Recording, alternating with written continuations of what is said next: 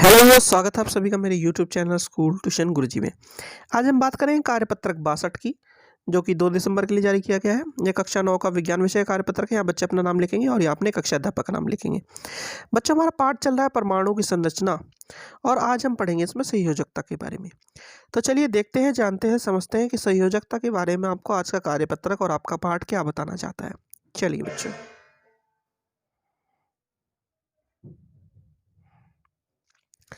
हम जानते हैं बोर के परमाणु मॉडल के अनुसार इलेक्ट्रॉनिक अपने कक्षों में नाभिकी के चारों ओर घूमते रहते हैं और सबके से में बाहरी कक्ष को संयोजन कक्ष और उसमें उपस्थित इलेक्ट्रॉन संयोजकता इलेक्ट्रॉन कहलाते हैं। किसी भी तत्व के परमाणु में उपस्थित इलेक्ट्रॉनों का उसके विभिन्न कक्षों में वितरण इलेक्ट्रॉनिक विन्यास या वितरण कहलाता है।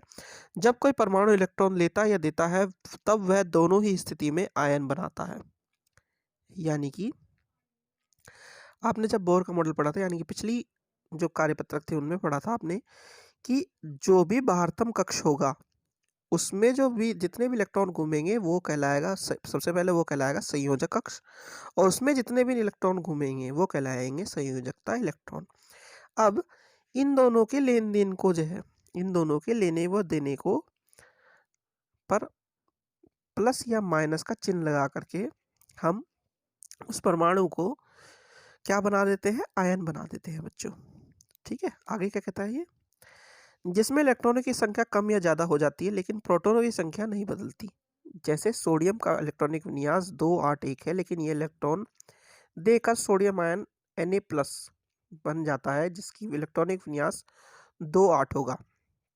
यानी कि इसने एक इलेक्ट्रॉन अपना दे दिया, तो इस वजह से ये Na प्लस आयन बना देता है।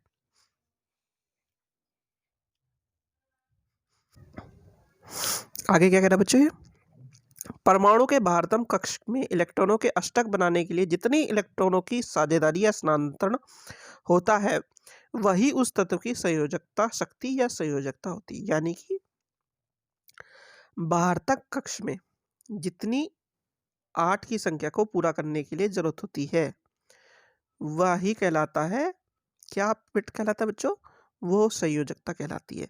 अब एक चीज समझ लीजिए, 4 से अगर नीचे हो तो ये अपने जो इलेक्ट्रॉन है उन्हें छोड़ता है, यानी कि 3 तक की संख्या हो तो छोड़ देगा, तो ये कहलाएगी इसकी संयोजकता।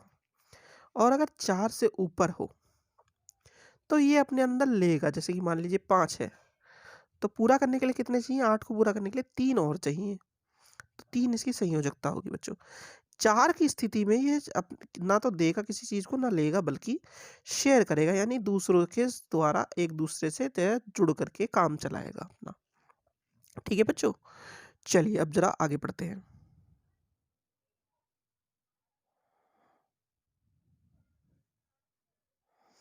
संयोजकता, किसी परमाणु का संयोजन बाहरतम कक्ष में अधिकतम 8 अष्टक इलेक्ट्रॉन रख सकता है। 8 इलेक्ट्रॉन वाले बाहरतम कक्ष को अष्टक माना जाता है, यानी कि 8 की संख्या होनी जरूरी है वहां पे। यदि किसी परमाणु के संयोजक या बाहरतम कक्ष में पहले से ही 8 अष्टक इलेक्ट्रॉन हो तो उनकी संयोजकता शून्य होती है। वह रासायनिक अभिक्रिया नहीं करते, अंततः वह अक्रिया तत्व होते हैं, जैसे कि हीलियम, नियॉन आदि। यानी कि अगर 8 की संख्या पहले ही पा जाए वो, तो वह किसी से अभिक्रिया नहीं करेंगे और अक्रिय तत्व बन जाएंगे, जैसे कि हीलियम और नियॉन आदि।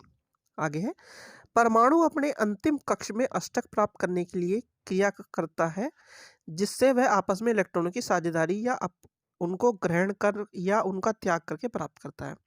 यानी कि जैसा ऊपर बताया था मैंने, 4 की संख्या हो तो ये साझेदारी करेगा, कम हो तो उन्हें त्याग करेगा, ज़्यादा हो तो ग्रहण करेगा, और उसी हिसाब से यहाँ पे माइनस और यहाँ पे प्लस का चिन्ह लगेगा, जिससे कि आयन बनेगा बच्चों। आगे है, सक्रिय तत्वों के परमाणुओं की संयोजन शक्ति अर्थात अपने समान या अन्य किसी तत्व के परमाणुओं से मिलकर अणु बनाने की प्रवृत्ति अपने बाहरतम कक्ष को पूर्ण रूप से भरने का प्रयास माना जाता है। यानी कि इस तरह की कारक को करके बाहरतम कोश को पूरा करने की कोशिश की जाती है, ताकि वह पूरी तरीके से संयोजकता शक्ति को पा सके। अब है बच्चों संयोजकता की गणना करने के चरण। पहला है, सबसे पहले तत्व का इलेक्ट्रॉनिक विन्यास लिखिए। फिर है यदि बाहरी कक्ष में 4 इलेक्ट्रॉनों से कम या बराबर की संख्या है तो उसकी संयोजकता है, क्योंकि 4 से कम इलेक्ट्रॉनों का त्याग करना प्राप्त करने में आसानी होती है। यानी कि अभी जो बताया मैंने, 4 से कम होगा तो त्याग करने में आसानी होगी, और 4 से अधिक होगा तो उसे कहीं से इलेक्ट्रॉन्स चाहिएंगे बच्चों।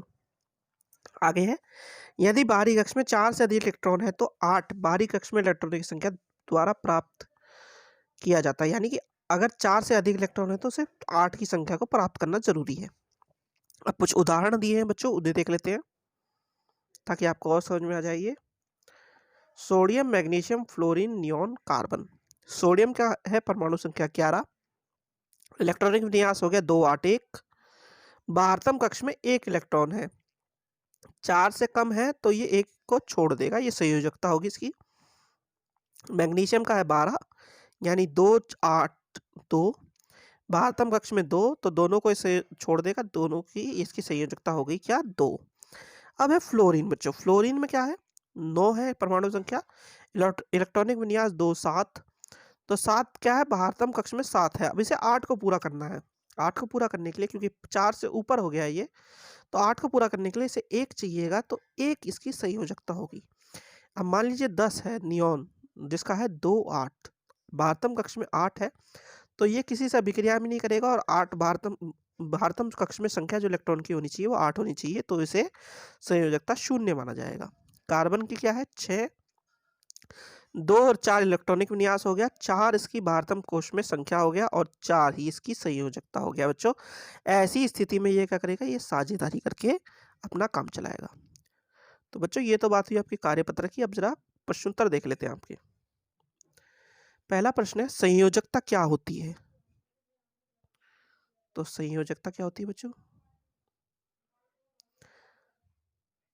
परमाणु के बाहरतम कक्ष में इलेक्ट्रॉनों के अष्टक बनाने के लिए जितनी संख्या में इलेक्ट्रॉनों की साझेदारी या स्थानांतरण होता है वही उस तत्व की संयोजकता शक्ति या संयोजकता होती है। ये होती है अच्छा संयोजकता। अब है के एल एम और एन कक्ष में इलेक्ट्रॉनों की अधिकतम संख्या कितनी होती है? तो बच्चों ये अगर आपको याद हो तो ये निकाली जाती है 2n का स्क्वायर से, यानी कि n होती है, ये संख्या कौन सी है, कक्ष की संख्या कौन सी है, k पे 1, l पे 2, m पे 3 और n पे 4। अगर मान लो मुझे k संख्या क्या निकालना है, तो k का नंबर है 1, कक्ष की संख्या है 1, तो 2 गुणा 1 का स्क्वायर और 2 गुणा 1 बट्टे इसी को बराबर हो गया 2 के। ये है अधिकतम इलेक्ट्रॉनों की संख्या। ऐसे ही k की जगह अगर l होगा तो 2, फिर m होगा तो 3 और n होगा तो 4। n की जगह ये वैल्यू डालते जाएंगे और ये निकलती चली जाएगी बच्चों। ये आपने पिछले कार्यपत्र में भी पढ़ी थी। चलिए आगे देखते हैं। प्रश्न नंबर 3 है, कार्बन और सोडियम परमाणु में इलेक्ट्रॉनों का वितरण, इलेक्ट्रॉनिक विन्यास एवं उनकी संयोजकता लिखिए। तो कार्बन और सोडियम, कार्बन सोडियम का है, पहले सोडियम का देख लेते हैं। सोडियम का 11, इलेक्ट्रॉनिक विन्यास हो गया 2 8 1, बाहरतम कक्ष में संख्या 1 और संयोजकता 1। कार्बन का 6 2 4, बाहरतम कक्ष में संख्या 4 और संयोजकता भी 4। ठीक है बच्चों। अब जरा प्रश्न नंबर 4 देखते हैं। प्रश्न नंबर 4 है, लिथियम, बोरॉन और सल्फर तत्व की परमाणु संख्या 3 5 16 है, तो इनकी संयोजकता क्या होगी? 3 5 और 16 क्या है परमाणु संख्या? इसकी होगी 2 1, इसकी होगी बच्चों 5 वाले की 2 3, और आखिरी में किसकी है सल्फर की, सल्फर की कितनी होगी 2 8 6। अब देखना पड़ेगा 4 से कम या ज्यादा। ठीक है, तो यहाँ पे है 1, ये तो 1 है तो इसकी संयोजकता होगी 1। यहाँ पे 3, 4 से कम है ये भी, इसकी संयोजकता होगी 3। अब ये है ज्यादा 4 से, है ना, तो इसमें कितने बचे 8 को पूरा करने के लिए 2 चाहिए इसे, तो इसकी संयोजकता होगी 2। ठीक है बच्चों, ये इनकी संयोजकता हो गई और ये इनका इलेक्ट्रॉनिक विन्यास।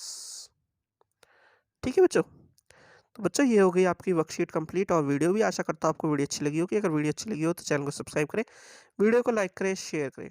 Thank you.